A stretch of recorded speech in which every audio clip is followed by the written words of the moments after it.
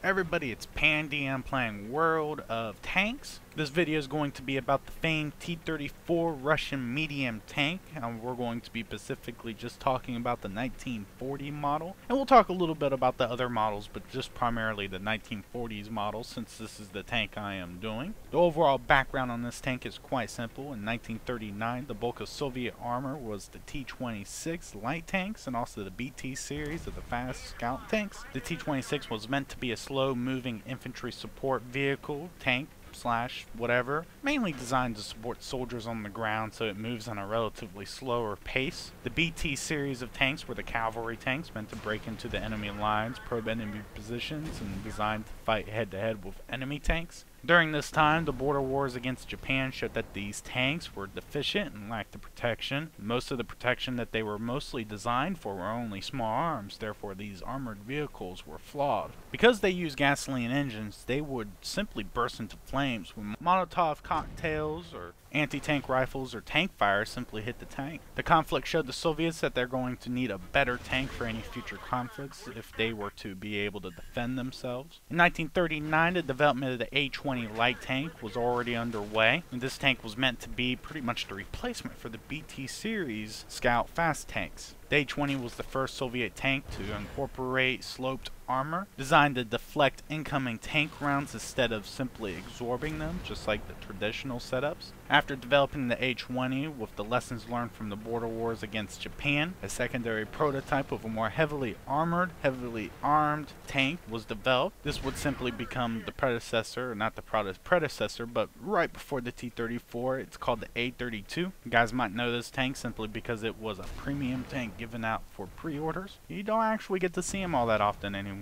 I don't know why. But this prototype was pretty much developed, built, and put onto trials in 1939. The A-32 was very mobile as the A-20, even though it had the heavier armor and wider tracks. From the A-32, it went even heavier with a bigger gun, with more armor, with wider tracks, and this actually became the T-34. Two T-34 prototypes were completed in 1940 and were put onto trials. After a 2,000-kilometer drive, there was some drivetrain problems that they found, and they pretty much had to fix those, and they did, and they pretty much had themselves a perfect tank, what we know of nowadays as the T-34. Resistance from military commands over concerns of the high production costs were voiced, but were overridden due to the poor performance of Soviet armor during the Winter War against Finland. The effectiveness of German tanks during the Battle of France also showed the Soviets of the dire need of a more balanced tank for any possible future wars. The T-34 model 1940 was armed with a 76mm main gun, and this model was often called the T-34-76 by the Germans. A second model down the road with the production of the 85mm would also call this tank the T-34-85 by both the Germans and the Soviets, mounting pretty much a larger turret. The Germans at one point mistakenly identified this tank as the T-43, but this was later revised when they finally got their hands on one and checked it out. It was essentially the same tank, just upgunned. Now the T-34 used a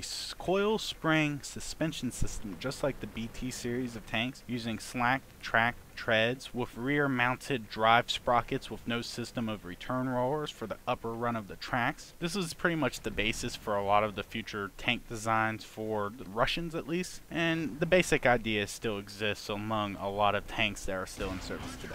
In June of 1941, the Germans pretty much ran into these tanks, the T-34, in combat for the first time. Their standard anti-tank weapons were simply ineffective against the frontal sloped armor. The Soviets actually deployed quite a few T-34s at the time, but really only concentrating them into 5 of their 29 mechanized corpses. The problem related to putting all your eggs in one basket led to mismanagement and mass losses of the T-34s that they had at the time. Lightning War or Blitzkrieg simply knocked these tanks out of commission by simply cutting their supplies, therefore they were unable to be an effective unit. First known encounters between the Germans and T-34 was pretty much involved with the 17th Panzer Division. The T-34 pretty much destroyed 2 Panzer IIs, a 37mm anti-tank gun, and left a 9-mile hole in German lines before being destroyed by a howitzer. The T-34 was just simply more effective as a psychological shock to the German soldiers, who were pretty much prepared to face off against inferior Soviet forces. What they found was a tank that was simply better built, even though it might have been rough on the edges and not beautiful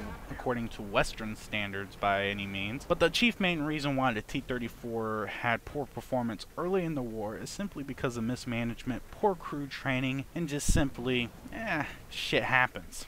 On an individual basis, the T-34 showed outstanding armor, firepower, and mobility, and just simply had the tactical advantage when facing off against German forces. This pretty much forced the Germans to go ahead and take notice and pretty much design their own heavier versions of tanks. This led up to the Tiger tank and the Panther tank. In terms of firepower, the T-34 76mm main gun can penetrate any German tank at any range till the introduction of the Panther and the Tiger tank. The Soviet 85mm main gun came about in 1944 to pretty much up-arm and also equalize firepower against their German competitors. Overall, the production in T-34 shifted into full gear right at the start of the invasion. The production rate slowed during the evacuation of tank factories to the Ural Mountains, but it didn't really affect the war much. It affected it, but it was more or less, they weren't winning anyways at that point, and they made the moves to save a lot of their manufacturing, which ended up winning the war in the end. Tank factories started springing up across the Soviet Union like nothing, especially in Stalingrad. The tractor factories pretty much in Stalingrad produced a total of 40% of all the T-34s during the war.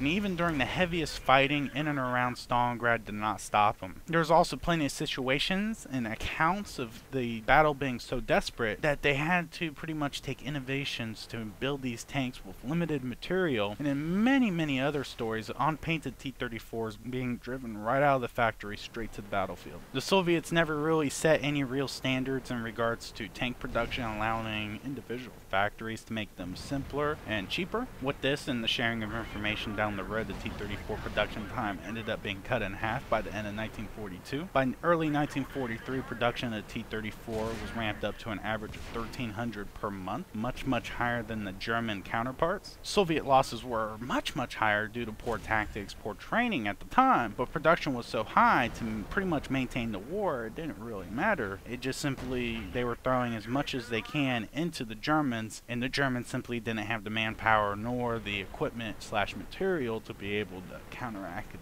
Because of the innovation that the T-34 brought to the battlefield, it became the example for the rest of tank design for history. The Germans copied them, we copied them, simply because of the sloped armor and just the overall layout of how the tank is. T-34 is pretty much, I would say, the brainchild of what modern warfare is like nowadays. And also, it brought on to the concept of the main battle tank, because the T-34 was primarily designed to be the quote-unquote universal tank. It was to be the standardization that the Russians went ahead and did that pretty much brought us to the point we are now with the T-90s, the Abrams tanks, and all the other main battle tanks that are out in the field of battle around the world. The T-34, I will say, is one of the most important weapons fielded by the Red Army during World War II, and is considered one of the finest tank designs around the world. During its service life, during its production history, between 1940 to 1958, a total of 84,000 T-34s were built, and they were used by a total of 40 countries, including the Soviet Union.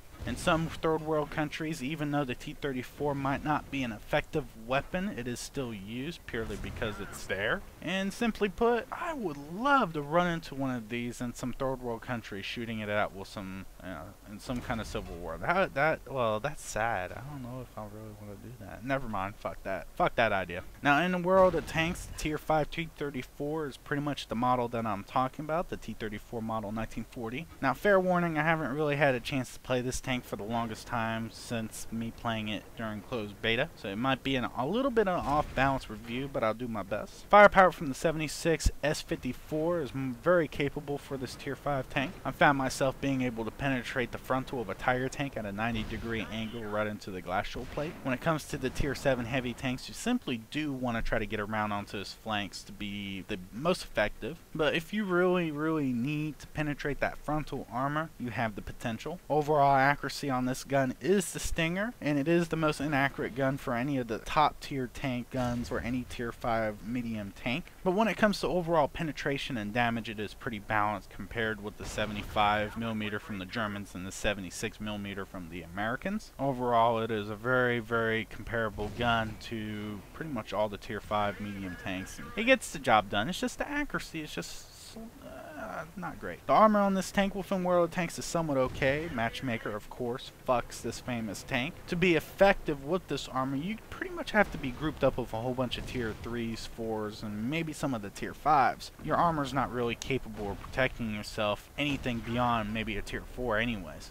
Because we are living in the World of Tanks, matchmaking will place you with some Tiger tanks and IS, making your armor damn near worthless. However, more the historical value of the T-34, World of Tanks doesn't accurately allow you to play this tank for what it is. The 75 and 88mm guns out there will just simply tear you up. When it comes to World of Tanks, the armor is simply junk, but hey, in real life, I will say it was the best out in the field of battle in the early 1940s. Now, the mobility to the T-34 is good, but not outstanding. It has great speed and turning rate, and somewhat slower to boot when it comes to just pretty much accelerating. It does manage a pretty good top speed and is able to outflank a lot of enemy forces. You just simply want to be careful because you are a medium tank. You're not a main battle tank capable of, hauling ass, taking hits, taking names, and coming out on the other side. It does get the job done regardless of how it moves around and it not getting hit. You do want to avoid hits, that's a give me. But you're able to break through lines and be able to get behind them. It's fast enough to be an artillery killer, but you don't want to be expecting to be able to get to the artillery every time. Reserve that for the tier 5 light tanks or the tier 9 medium tanks, just simply put, because they can take the hits or they're fast enough to avoid getting hits. Overall, you are able to turn your frontal right to the front of your enemy, however much that will do you good. It does take some time to pretty much accelerate, like I said before, but that isn't really much of a problem, especially since other tanks are having the same problems. So overall, the mobility is decent. I'll leave it at that. Now, the T-34 is a very enjoyable tank to play, and it makes great times for platooning with someone that has a KV-2 style heavy tank or a tank destroyer of comparable tier. Tier 2s and 4s will have a hard time breaking into your sloped frontal armor, but this is all ruined by matchmaking by placing Tiger tanks right into your party, just to ruin it. Being spiteful and everything, matchmaking is still trying to be fixed. I think the biggest thing that we need to do in regards to fixing matchmaking is recruiting as many friends as we can so that we can pretty much even the tiers out. So when you get into a game playing your tier 5 medium tank, you're at least facing off against only tier 5 tanks. I don't know how this matchmaking system is affecting like the European or Russian servers, but at the US side is kind of bad, and it just simply needs revision to a point where we either get more players into the system or the system needs to be revamped. Hopefully that'll be coming soon. I'm pretty sure it is. I just don't know the actual details. Back on subject, it is quite refreshing to step away from the tier 7s, 8s, and 9s to play a tier 5 classic. I'm actually finding some success with it. Very enjoyable, and I do like it. I don't know if I'm going to keep it in my garage, but hey, it was worthwhile while I had it. And because I am doing this epic and famous tank, I'm going to surprise you guys. I'm going to go ahead and run with this. I'm going to go ahead and make this a gold giveaway video. I haven't done this in a little while, but you guys been wanting it, so I'm going to give it. Now just keep in mind, I'm not going to be giving you a promotion code for direct gold. What I'm going to give you is the ability to go get yourself some gold. What I'm going to do is I'm going to go ahead and give $20 away of the ultimate game card, which is worth 2,000 points on Playspan. This means if you're on a North American server, you can pick up 3,000 gold just under 1,500 points, so you're more than able and capable of being able to do that. I'll pick a winner on November 4th, and to take part in this giveaway, you must be A, be subscribed to my channel, and B, post a comment down below, maybe about the question of the video, which is, what tank do you think is the greatest in history? My opinion is all over the place, but I will have to say that the T-34 is the most influential and also one of the more greater tanks in regards to its local history. I would say its effect on tank design in the long run is what makes it the greatest tank in history, at least in my opinion. So at least you guys know what I know. Tell me what you guys think. I'd love to read that stuff. Now, I thank you guys for watching. I really appreciate it. Good luck to you guys. Best comment will always win. You guys take it easy. I'm Pandy, and good hunting.